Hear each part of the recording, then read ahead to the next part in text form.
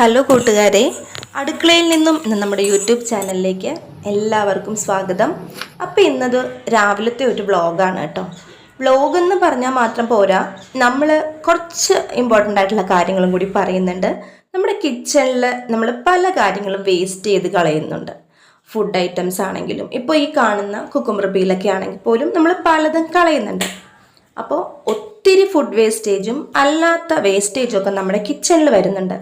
അത് മാക്സിമം നമുക്ക് എങ്ങനെ കുറയ്ക്കാം എന്നുള്ള കുറച്ച് ടിപ്പുകളും അതെങ്ങനെ റീയൂസ് ചെയ്ത് നമുക്ക് യൂസ്ഫുൾ ആക്കി എടുക്കാം എന്നുള്ള കുറച്ച് ടിപ്സൊക്കെയാണ് ഇന്നത്തെ വീഡിയോയിൽ.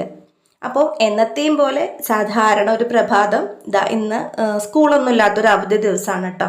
ഇപ്പോൾ രാവിലെ എണ്ണീറ്റ് കുറച്ച് വൈകിയാണ് എഴുന്നേറ്റത്.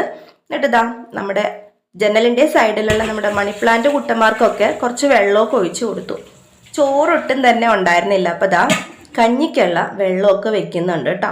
രാവിലെ തന്നെ ഒരു ഗ്ലാസ് ചായ തിളപ്പിച്ച് വെച്ച ശേഷം ഞാൻ പിന്നെ ചോറ് വെക്കാനാണ് തുടങ്ങിയത്.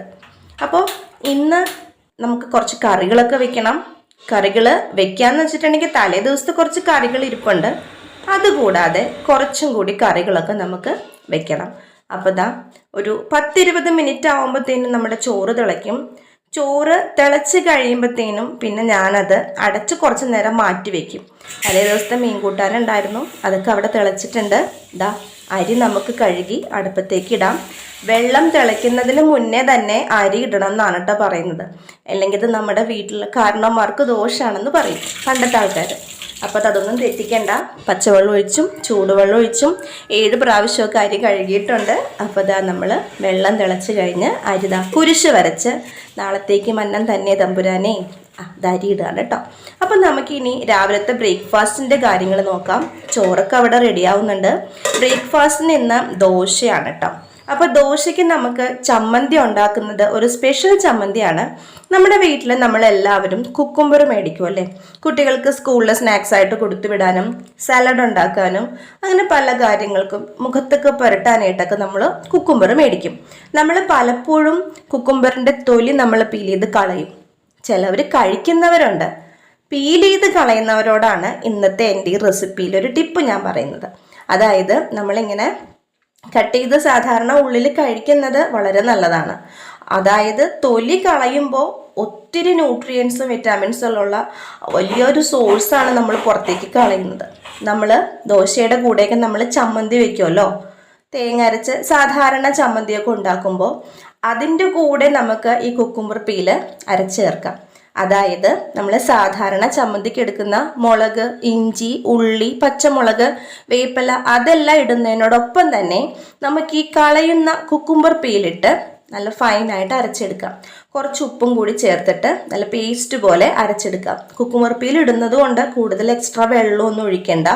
കാരണം കുക്കുംബർ പീലിൽ ധാരാളം വെള്ളം അടങ്ങിയിട്ടുണ്ട്. അപ്പോൾ നന്നായിട്ട് അരിച്ചെടുക്കാം. നമുക്കിത് ചെറുതായിട്ടൊന്ന് താളിച്ചെടുക്കാം. താളിക്കാതെ കഴിക്കാനും ഈ ചമ്മന്തി സൂപ്പറാണ് കേട്ടോ. അപ്പം ഇത് നല്ലൊരു ടേസ്റ്റി ആയിട്ടുള്ള ഹെൽത്തി ആയിട്ടുള്ളൊരു റെസിപ്പിയാണ്. ധാരാളം ന്യൂട്രിയൻസും ഫൈബേഴ്സും ഒക്കെ അടങ്ങിയിട്ടുണ്ട്. കുട്ടികൾക്കുള്ള കോൺസ്റ്റിപ്പേഷനൊക്കെ പെട്ടെന്ന് മാറിക്കിട്ടും. അതുപോലെ തന്നെ വൈറ്റമിൻ എയും വൈറ്റമിൻ കെയും ഒത്തിരി ഉണ്ട്. വൈറ്റമിൻ എ ഹെൽത്തി വിഷന്, നല്ല കാഴ്ചയ്ക്കും, വൈറ്റമിൻ കെ ബോൺ ഹെൽത്തിനൊക്കെ സൂപ്പറാണ് കേട്ടോ. യാതൊരു വിധത്തിലുള്ള ടേസ്റ്റ് വ്യത്യാസമൊന്നും ഉണ്ടാവില്ല. അപ്പം നിങ്ങളെല്ലാവരും ഒന്ന് ട്രൈ ചെയ്ത് നോക്കണേ. സെക്കൻഡ് ടിപ്പാണ്, നമ്മൾ വീട്ടിൽ ആപ്പിൾ മേടിക്കുമല്ലേ, അപ്പോൾ ആപ്പിളിൻ്റെ തൊലി കഴിക്കാൻ പലർക്കും മടിയാണ്. വാക്സ് അങ്ങനെയുള്ള കാര്യങ്ങളുടെ പേടിയൊക്കെ കൊണ്ടിട്ടാണ് നമ്മൾ കഴിക്കാത്തത്. നന്നായിട്ട് ഉപ്പ് വെള്ളത്തിലോ അല്ലെങ്കിൽ കുറച്ച് ബേക്കിംഗ് സോഡ ഇട്ടിട്ട് അതിൽ വെച്ചിട്ടോ നന്നായിട്ട് കഴുകിയ ശേഷം നമ്മൾ ആപ്പിളിൻ്റെ തൊലി മുറിച്ച് ആപ്പിൾ അരിഞ്ഞ് കുട്ടികൾക്ക് കൊടുക്കുന്നതാണ് ഏറ്റവും നല്ലത്. ഇവിടെ ഞാൻ അങ്ങനെയാണ് ചെയ്യണേ. മഞ്ഞപ്പൊടി വെള്ളത്തിലോ അല്ലെങ്കിൽ കുറച്ച് ഉപ്പിട്ട വെള്ളത്തിലോ നന്നായിട്ടൊന്ന് കഴുകിയിട്ടാണ് ആപ്പിള് പീൽ ചെയ്ത് കുഞ്ഞുങ്ങൾക്ക് കൊടുക്കുന്നത്, പീൽ ചെയ്ത് കട്ട് ചെയ്ത് കൊടുക്കുന്നത്. പലപ്പോഴും പീൽ ചെയ്ത് കഴിഞ്ഞിട്ടുള്ള ആ തൊലി നമ്മൾ കളയാണ് പതിവ്. പക്ഷെ അതിന് പകരം നമുക്കത് വെച്ചിട്ട് ആപ്പിൾ സിഡർ വിനിഗർ ഉണ്ടാക്കാം. ഒരു ചില്ലിൻ്റെ കുപ്പി എടുക്കുക. ഗ്ലാസ് ബോട്ടിൽ തന്നെ വേണം, ഗ്ലാസ് ബോട്ടിലല്ല ഗ്ലാസ് ജാറ് തന്നെ വേണം. ഗ്ലാസ് ജാർ ആവുമ്പോൾ നമുക്ക് അങ്ങനെ ചെയ്യാൻ പറ്റത്തുള്ളൂ, കറക്റ്റായിട്ട് കിട്ടത്തുള്ളൂ. നമ്മൾ കളയുന്ന ആപ്പിളിൻ്റെ തൊലി അതിലേക്ക് ഇട്ട് കൊടുത്ത ശേഷം തിളപ്പിച്ചാറിയ വെള്ളത്തിൽ, ഇപ്പം ഞാനൊരു 3 ആപ്പിളിൻ്റെ തൊലി എടുത്തിട്ടുള്ളൂ. അപ്പോൾ 3 സ്പൂൺ പഞ്ചസാര ഇട്ടിട്ടുണ്ട്, ടീസ്പൂൺ പഞ്ചസാര ഇട്ടിട്ടുണ്ട്. അത് ഇതിലേക്ക് ഒഴിച്ചു കൊടുക്കുക. ഒരു 21 ദിവസം നമ്മളിത് നന്നായിട്ട് ഭയങ്കര ടൈറ്റ് ആക്കാണ്ട് അത്യാവശ്യം ഒരു മൂടി ഒരു മീഡിയം ടൈറ്റിൽ വെച്ചിട്ട് സൂക്ഷിക്കുക. അതിനുശേഷം ഇത് അരിച്ചെടുക്കുക. വീണ്ടും കുറച്ചും കൂടി പഞ്ചസാര ആഡ് ചെയ്ത ശേഷം ഒരു മാസവും കൂടി ഒന്ന് വെക്കുക. അപ്പം അതിൻ്റെ മീതെ ഒരു കട്ടിയുള്ളൊരു മദർ എന്ന് പേരുള്ളൊരു പാട വരും. ആ പാട എടുത്ത് മാറ്റി നമുക്കത് യൂസ് ചെയ്യാം. ഇതിപ്പോൾ ഒരു 3-ാമത്തെ ദിവസമാണ് കേട്ടോ.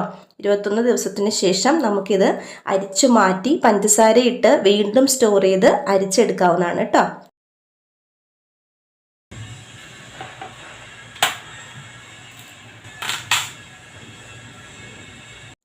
അടുത്തതായിട്ട് നമുക്കൊരു മെഴുക്ക് പുരട്ടി ഉണ്ടാക്കിയാലോ. അപ്പോൾ ഇതാ നമ്മുടെ വീട്ടിൽ എല്ലാവരും വാട്ടർ മെലൺ മേടിക്കുമല്ലേ, ചൂട് സമയത്ത് പ്രത്യേകിച്ചും.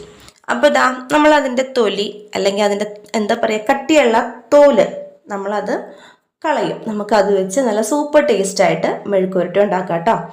ഇങ്ങനെ നമ്മൾ വേസ്റ്റിലാക്കി കളയുന്ന ഈ പീലല്ല റിൻഡ് എന്നാണ് പറയുന്നത്. നമ്മളിത് നന്നായിട്ട് വാഷ് ചെയ്ത ശേഷം അതിൻ്റെ പുറമേയുള്ള പച്ച കളറിലെ സാധനം ആ ഒരു നൈസ് പീലങ്ങാട് കട്ട് ചെയ്ത് കളയാം. അത് യൂസ് ചെയ്ത് ചെയ്യുന്നവരുണ്ട്. ഞാനിവിടെ ഒരു ഭംഗിക്ക് വേണ്ടി അത് കളഞ്ഞു എന്ന് മാത്രം. ഓക്കെ, അതിന് ശേഷം നമുക്കിതാ നമ്മൾ സാധാരണ പപ്പായ അല്ലെങ്കിൽ കപ്ലിങ്ങ എന്നൊക്കെ പറയില്ലേ, അത് അരിയുന്ന പോലെ മെഴുക്ക് പുരട്ടി തയ്യാറാക്കാൻ പാകത്തിനുള്ള വലിപ്പത്തിൽ അരിഞ്ഞെടുക്കുക.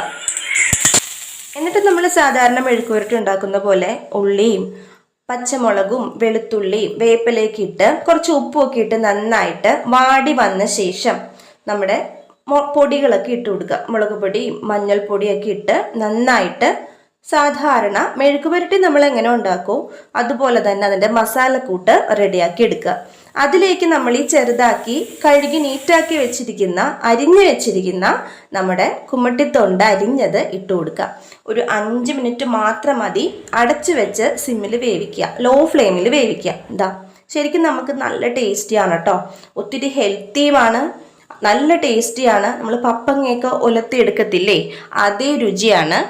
നമ്മൾ വലിച്ചെറിഞ്ഞ് കളയുന്ന ഈ കുമ്മട്ടിയുടെ തൊണ്ട് ഒത്തിരി നല്ലതാണ്, നമ്മുടെ ഹാർട്ട് ഹെൽത്തിന് നല്ലതാണ്. ഒത്തിരി ന്യൂട്രിയൻസ് ഒക്കെ അടങ്ങിയിട്ടുണ്ട്. അപ്പോൾ അതാ നമ്മുടെ ചോറൊക്കെ ആ നേരം കൊണ്ട് വെന്ത് റെഡി ആയിട്ടുണ്ട് കേട്ടോ. ഇനി എന്താ ഇപ്പോൾ അടുക്കളയിൽ വേസ്റ്റായിട്ട് ബാക്കി വരുന്നത് നമുക്ക് ഊഹിക്കാമല്ലോ. എന്തായിരിക്കും ഒന്ന് ആലോചിച്ച് നോക്കൂ. നമ്മുടെ സവാളത്തൊണ്ടും ഉള്ളിത്തൊണ്ടും ഒക്കെ തന്നെ. അതൊക്കെ നമുക്ക് എന്ത് ചെയ്യാം, അതൊക്കെ നമുക്ക് ഒരു ബൗളിലോ ഒരു പാത്രത്തിലോ കളക്ട് ചെയ്യാം. എന്നും നമുക്ക് ഇതേപോലെ സവാളത്തൊണ്ടും മുട്ടത്തൊണ്ടും ഒക്കെ ഉണ്ടാവും അല്ലേ. അതൊക്കെ നമുക്ക് ഒരാഴ്ചത്തോളം കളക്ട് ചെയ്ത് വെക്കുക. ഞാനിവിടെ ഡെയിലി ഒരു കിറ്റിലൊരു പാത്രത്തിലാക്കി എടുത്ത് വെച്ചിട്ട് നല്ല വെയിലുള്ള സ്ഥലത്ത് വെച്ചിട്ട് നന്നായിട്ട് ഇത് ഉണക്കിയെടുക്കും. നല്ല കത്തണ വെയിലത്ത് വെച്ചിട്ടുണ്ടെങ്കിൽ ഒരു 2 ദിവസം കൊണ്ട് തന്നെ മുട്ടത്തൊണ്ടും അതുപോലെ തന്നെ സവാളയുടെ തൊണ്ടൊക്കെ വളരെ പെട്ടെന്ന് നമുക്ക് ഉണങ്ങി കിട്ടും. അതിലുള്ള വാട്ടറിൻ്റെ കണ്ടൻ്റൊക്കെ പോയി കിട്ടും. നമുക്കിത് നല്ല വെയിലത്ത് വെച്ച് ഉണക്കിയ ശേഷം മിക്സിയുടെ ചെറിയ ജാറിലിട്ട് നന്നായിട്ട് പൊടിച്ചെടുക്കാം. കൈകൊണ്ട് തിരുമുമ്പോൾ ഇങ്ങനെ കരകരാന്നാവുന്നൊരു പരുവം വരും 2 ദിവസം ആകുമ്പോഴത്തേനും. അപ്പോഴേക്കും നമുക്കിത് നല്ല ഫൈൻ പൗഡറായിട്ട് പൊടിച്ചെടുത്ത് നമ്മുടെ വീടിൻ്റെ അകത്തും പുറത്തുള്ള ചെടികൾക്കൊക്കെ ഇട്ട് കൊടുത്തിട്ടുണ്ടെങ്കിൽ നല്ല ഫെർട്ടിലൈസറാണ് കേട്ടോ. അപ്പോൾ എല്ലാവരും ഒന്ന് ട്രൈ ചെയ്ത് നോക്കണേ. അടുത്ത ഒരു ടിപ്പാണ് കറിവേപ്പില പോലെ വലിച്ചെറിഞ്ഞ് കളയാന്ന് പറയില്ലേ. ഇനി അതും കളയണ്ട. നമ്മുടെ വീട്ടിൽ നമ്മൾ വേപ്പിലൊക്കെ എടുത്ത് തീരാറാവുമ്പോൾ കുറച്ച് ഇതുപോലെ കമ്പും കോലും ഒക്കെ ഇട്ട് വാടി കുരഞ്ഞ കുറച്ച് വേപ്പില നമുക്ക് കിട്ടും.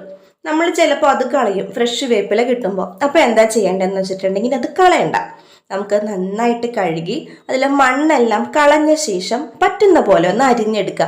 അരിഞ്ഞില്ലെങ്കിലും കുഴപ്പമില്ല. അത് നല്ല വെയിലത്ത് വെച്ച് മാക്സിമം വേപ്പില നമ്മുടെ വീടിൻ്റെ അകത്ത് എവിടെയെങ്കിലും വർക്ക് ഏരിയയിലോ എവിടെയെങ്കിലും ഒക്കെ വെയിൽ കിട്ടുന്ന സ്ഥലം ഉണ്ടാവുമല്ലോ, അവിടെ വെക്കുക. അല്ലെങ്കിൽ മണ്ണൊക്കെ വീണാൽ ബുദ്ധിമുട്ടായിരിക്കും. അതുകൊണ്ടാണ് കേട്ടോ. അപ്പം നന്നായിട്ട് വെയിൽ കിട്ടുന്ന സ്ഥലത്ത് വെച്ച് നന്നായിട്ട് ഉണക്കിയെടുക്കുക. ഒരു 2 ദിവസം കൊണ്ട് തന്നെ ഇത് ഉണങ്ങി കിട്ടും. ഇത് ആദ്യത്തെ ദിവസത്തെ ഒരു ഉണങ്ങിയ ഒരു പരുവാണ്. ഇതിപ്പോൾ 2ാമത്തെ ദിവസത്തെയാണ്. 2ാമത്തെ ദിവസം ആകുമ്പോഴത്തേനും എന്താ കൈ പിടിക്കുമ്പോൾ ഇങ്ങനെ കരകരാന്നുള്ളൊരു പരുവത്തിനാവും. നമുക്കിതും മിക്സിയുടെ ചെറിയ ജാറിലിട്ട് നന്നായിട്ടൊന്ന് ഫൈൻ പൗഡറായിട്ട് പൊടിച്ചെടുക്കാം. നമുക്ക് നന്നായിട്ട് ഇത് ഒറ്റ തിരിക്കലിന് തന്നെ വെറും ഒരു 10 സെക്കൻഡ് ഒന്ന് തിരിച്ചാൽ തന്നെ മിക്സിയിലിട്ടൊന്ന് കറക്കിയാൽ തന്നെ നമുക്ക് നല്ല പൊടിയായിട്ട് കിട്ടും കേട്ടോ. ഈ പൊടി നമ്മൾ എന്താ ചെയ്യണമെന്നറിയോ, നമ്മൾ മീനൊക്കെ വറുക്കത്തില്ലേ, വേണമെങ്കിൽ മീനിന്റെ മസാലയുടെ കൂടെ നമുക്കിത് പുരട്ടാം. അല്ലെങ്കിൽ നമ്മൾ മീനൊക്കെ ഇങ്ങനെ മറിച്ചിടാൻ പരുവത്തിനാകുമ്പോൾ അതിൻ്റെ മീതെ ഇങ്ങനെ കുറച്ച് സ്പ്രെഡ് ചെയ്ത് കൊടുക്കാം. നല്ല ഒരു ഫ്ലേവറാണ് കേട്ടോ, വല്ലാത്തൊരു സ്മെല്ലാണ് കിച്ചൺ മുഴുവനും. അപ്പോൾ നിങ്ങൾക്ക് ഈ ടിപ്പെല്ലാം ഇഷ്ടമായെന്ന് വിചാരിക്കുന്നു. ചാനൽ ആദ്യമായിട്ട് കാണുന്ന ആരെങ്കിലും ഉണ്ടെങ്കിൽ സബ്സ്ക്രൈബ് ചെയ്യാൻ മറക്കരുത്. തൊട്ടടുത്തുള്ള ബെൽ ബട്ടൺ കൂടി പ്രസ് ചെയ്തേക്കുക. താങ്ക്